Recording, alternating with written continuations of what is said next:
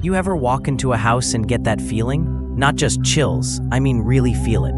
Like something's watching you, not from behind a curtain, not through a window, but from the floor, from the walls, from the air itself. Like the whole house is holding its breath, waiting for you to make the wrong move. My name is Elias Navarro. I'm 32 now, and I wish I was making this up. But what I'm about to tell you is exactly why I don't sleep in silence anymore. It's why I keep lights on in hotel rooms. It's why I don't own a house, and why I never ever walk barefoot indoors. Because 10 years ago, I inherited something that should have been left buried. My uncle Mateo died mysteriously. No illness, no warning. He went to bed and didn't wake up. He left behind a house, a small one tucked away in the Andalusian countryside. No one ever talked about it, even when I was a kid. My mom would change the subject when I asked why we never visited him. She'd just say, "That place, it broke him." But I didn't care. Back then, I was living off cup noodles in a friend's studio apartment in Barcelona, flat broke, drowning in student debt. So when a lawyer called and said, "You're the sole heir to your uncle's estate," I didn't even ask questions.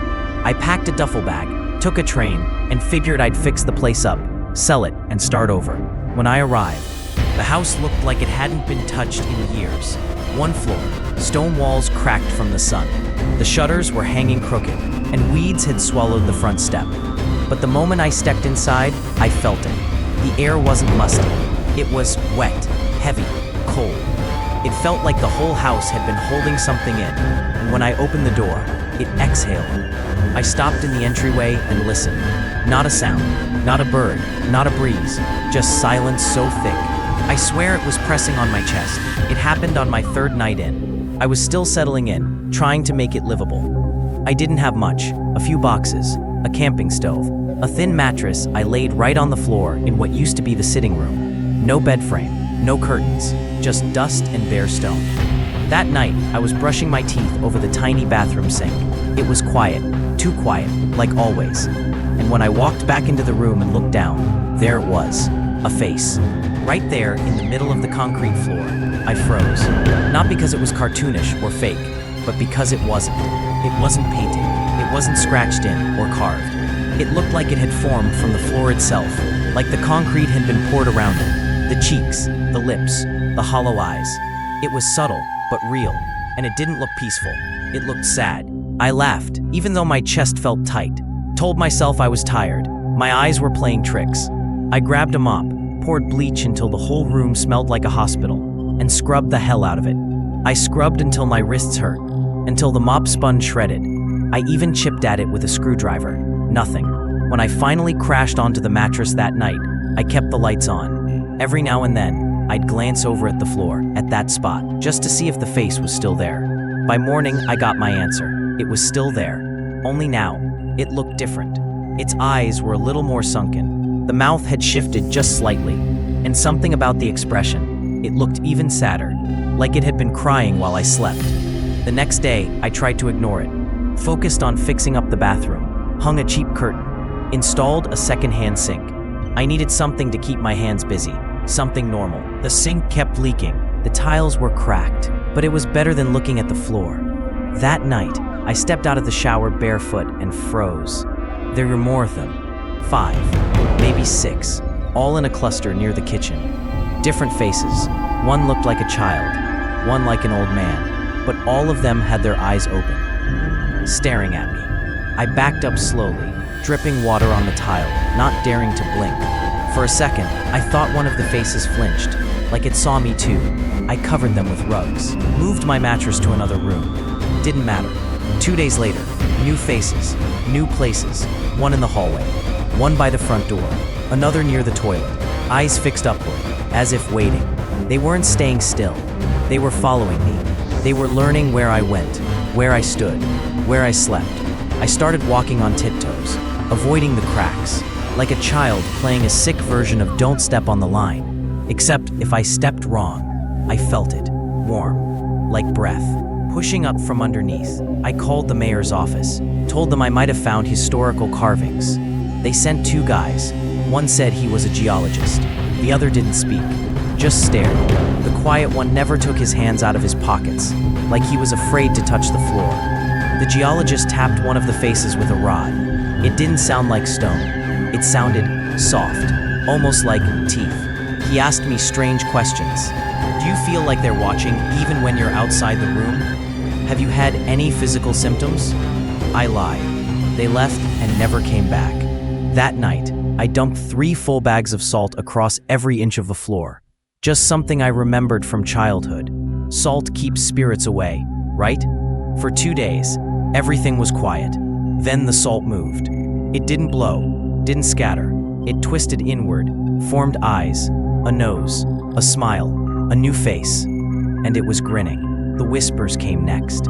At first, I thought it was the wind, but then I heard it say my name, Elias. Soft, gentle, like a breath through cracked lips. Sometimes it came from the hallway, sometimes the closet. Once, from inside the bathroom mirror.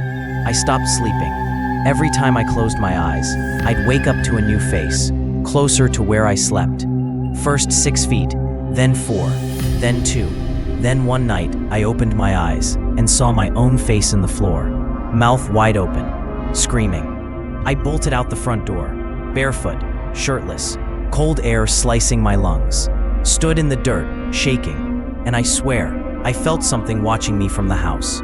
Not from a window, from beneath the floorboards. 2 days later, just before sunset, a woman showed up at the gate. Old, thin, wrinkled hands wrapped around the bars like she was holding herself back. She didn't call out, didn't ask to come in. She just stared. Finally, she said, "I lived here, a long time ago." I asked what happened. She didn't answer, just looked past me, toward the main room. "It remembers pain," she whispered. "It drinks it. The stone keeps it, feeds on it, and sometimes it gives it back." I asked how to stop it. She shook her head. "You don't stop it. You feed it, or it takes." Then she turned and walked away, and somehow, the house felt heavier after she left. I had to know, so I tested it. I left a slab of raw meat on the floor overnight. Gone by morning. No stain, no smell. Found a dead bird outside. Placed it near the face by the kitchen. Gone too. Then I sat down with a knife, my hand shaking, cut a small line across my palm. Let the blood drip onto the stone. The face below it smiled. Its mouth widened, eyes squinted. The concrete cracked, and I felt it again. That warmth, that breath, like the floor was exhaling after a meal. Sleep became a war zone. Every dream, I was in that house. But the faces weren't still anymore. They moved, twitched, groaned, screamed. I saw my uncle crawling across the floor, crying. I didn't want to feed it. I didn't.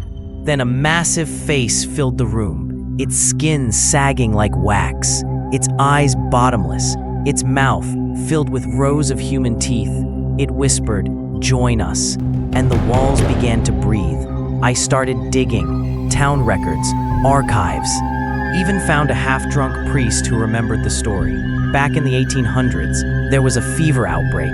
Too many people, not enough graves, so they sealed the sick in the cellar of an unfinished house. Alive, bricked the door, poured cement, built over the screams. And if you listen closely at night, you can still hear them scratching. The faces weren't memories, they were prisoners. I packed my things, grabbed my keys, didn't care what I left behind. The moment I reached the front door, it slammed shut. Windows wouldn't break. I threw a chair, a hammer, nothing. So I lit a match, poured alcohol on the bathroom floor, struck it. The fire roared, but the faces wailed. Not like people, not like spirits, something else. I passed out from the smoke. When I woke up, everything was intact, except the floor. A new face stared up at me. It was my mother's, and her eyes slowly opened. I left that night barefoot, with nothing but my ID. Didn't even stop to lock the door. I don't think I could have if I tried. Walked for 3 hours until I found a bus stop. I didn't look back once, never went back. Didn't tell anyone. Didn't sell the house, just left it. The house still stands, empty, I hope. But I don't check. It's probably still watching, still hungry, waiting for someone to feel desperate enough, broke enough, lost enough to move in. Sometimes, in hotel rooms, I check the floor, just in case. I keep the lights on now. Even when I sleep, especially when I sleep. Because every once in a while, when I'm almost asleep, when it's quiet and still, and I think I've finally escaped it, I swear I feel the stone shift beneath me, like something stretching underneath the floor, and something whisper from below, "Come home."